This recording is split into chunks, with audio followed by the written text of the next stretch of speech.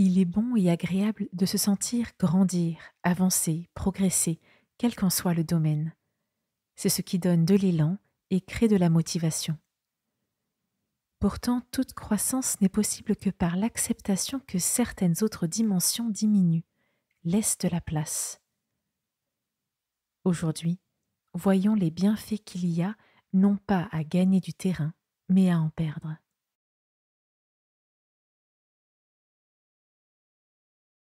Je m'installe dans de bonnes conditions pour cette méditation.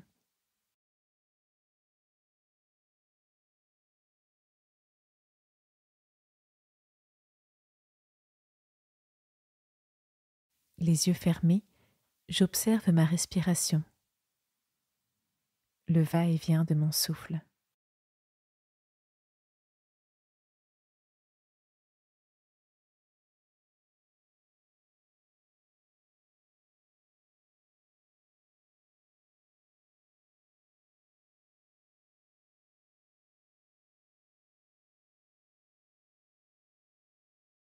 J'imagine une plage. Mon souffle suit le flux et le reflux des vagues. À l'inspiration, la mer monte et recouvre le sable. La plage disparaît. À l'expiration, la mer se retire et laisse apparaître la plage.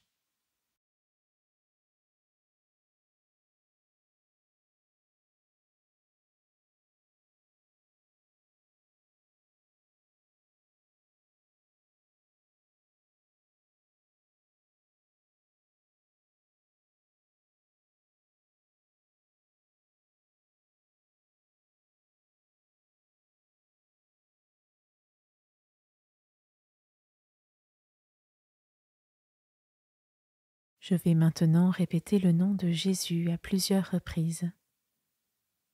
Je peux le caler sur ma respiration. Je me tourne intérieurement vers lui.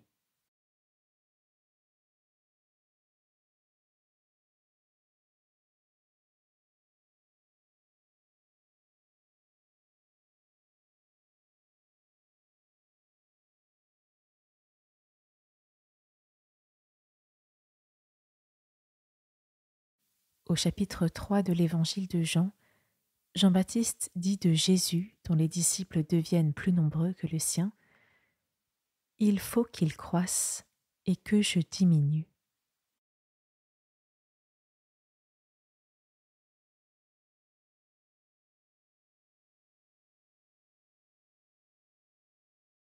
Le cycle de la vie apprend à chacun à croître puis à diminuer. Suis-je à l'aise avec cette idée? Qu'est-ce qu'elle fait naître en moi? Sans juger ce que je ressens, j'observe simplement les pensées qui me viennent à l'esprit.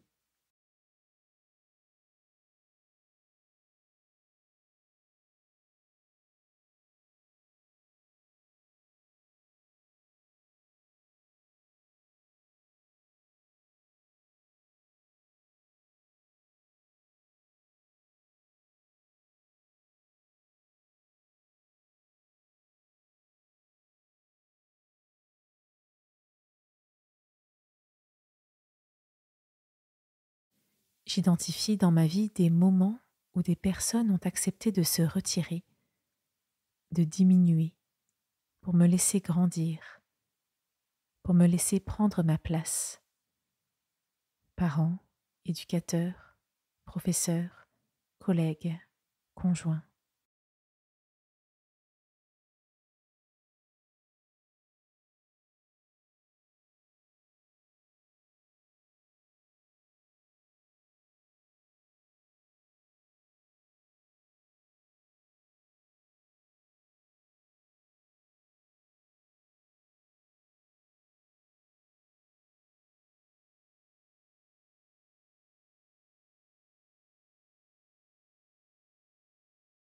Quels sont les domaines de ma vie dans lesquels j'ai accepté de décroître, de me retirer? Qu'est-ce que cela a permis pour moi et autour de moi?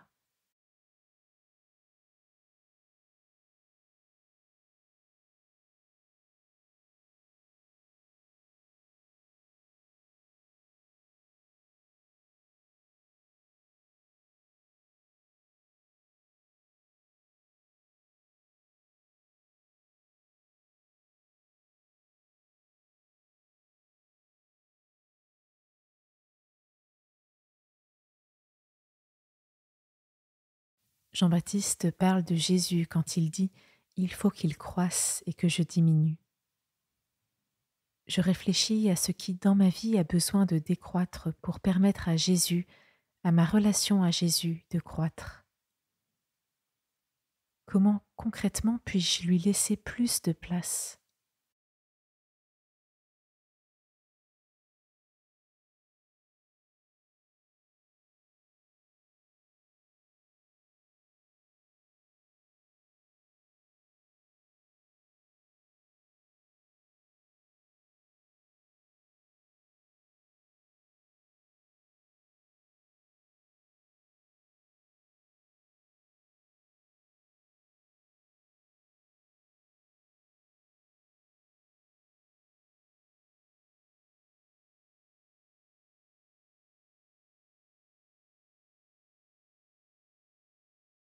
Je termine cette séance en remerciant Jésus pour ce temps passé avec lui.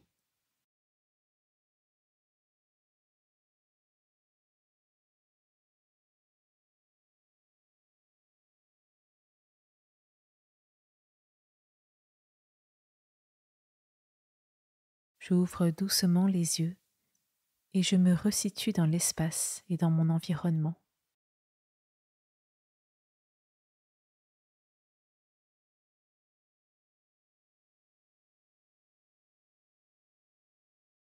Jean-Baptiste, cousin de Jésus, est celui qui annonce le véritable renouveau dans notre vie.